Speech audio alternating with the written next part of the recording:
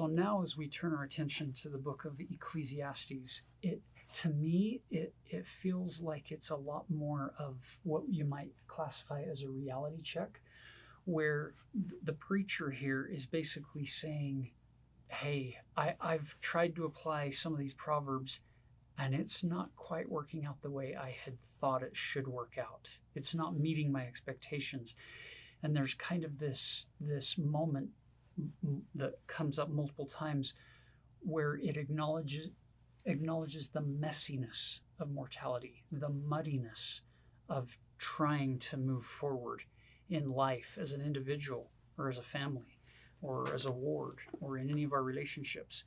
You'll notice here in chapter 1, it opens up verse 3, what profit hath a man of all his labor which he taketh under the sun?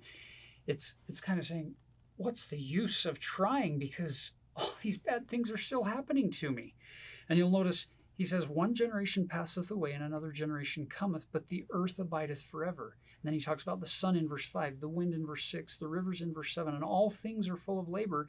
And then you jump down to the bottom of verse 9 and he says, there is no new thing under the sun. Saying it's these cycles, and life is hard. It's messy. It's muddy. And then you jump into chapter 2, verse 11. He says, then I looked on all the works that my hands had wrought, and on the labor that I had labored to do, and behold, all was vanity and vexation of spirit, and there was no profit under the sun. Now, you could probably say this, he's being quite pessimistic at this point. And others might listen to this or read this passage or these chapters and say, well, he's being realistic. Somewhere in that range, there are powerful principles in this book. Watch what he says. Verse 18, yea, I hated all my labor which I had taken under the sun, because I should leave it unto the man that shall be after me. Are you noticing the personal pronoun use here? It's all these things that I did, they're going to be left to somebody after me. But you'll notice what happens when you let the Lord shape your life. When you turn yourself over to him and say, here I am, shape me, mold me, guide me. That work doesn't get left behind at death. But the things that I've built myself, yeah, they're all going to get left.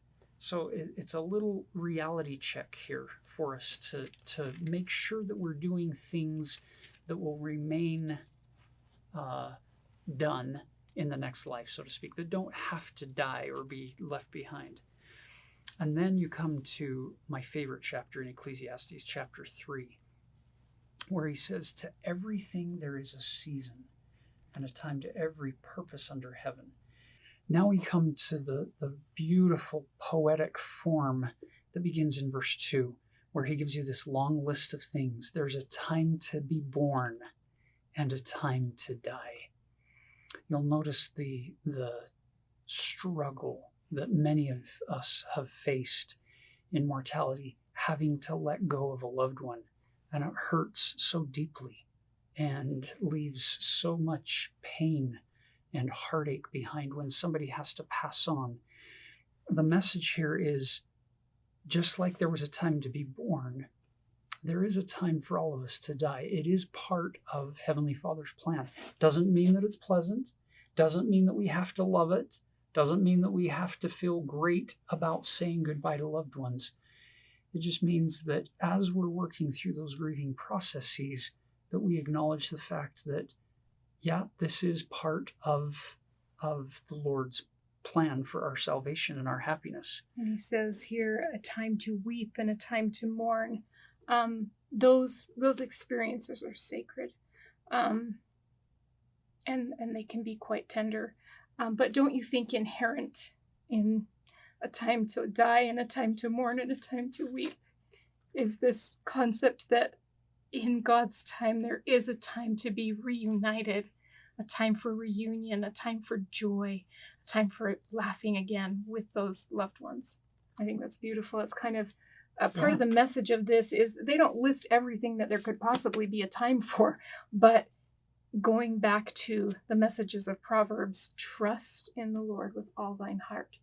He holds our eternity, and our loved one's eternity in his almighty hands. There is a time appointed for these things, and he will fulfill all of those things if we trust him and stick with him.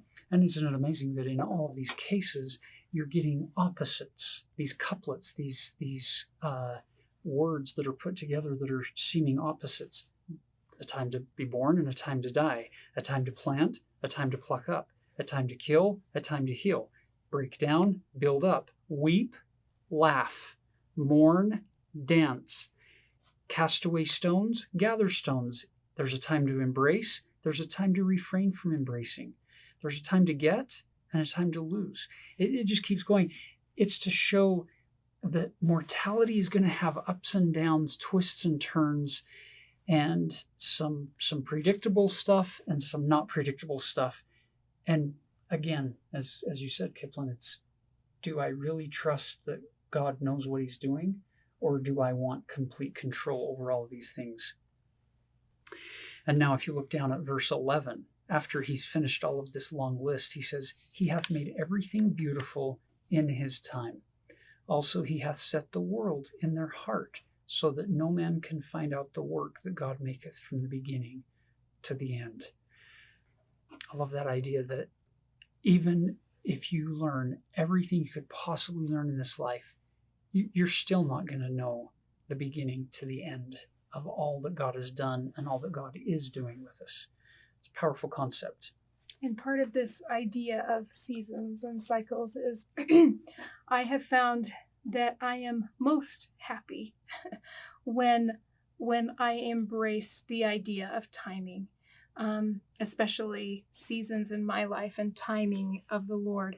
And when, instead of being frustrated because as Elder Faust once said, I can't sing all the verses of my song at the same time, instead of being frustrated by that, saying, you know what, I'm doing verse 1 and it's beautiful, and I'm listening to the music and the words, and verse 2 will come. And then when I sing that verse, I will enjoy the harmony and the beauty of that verse.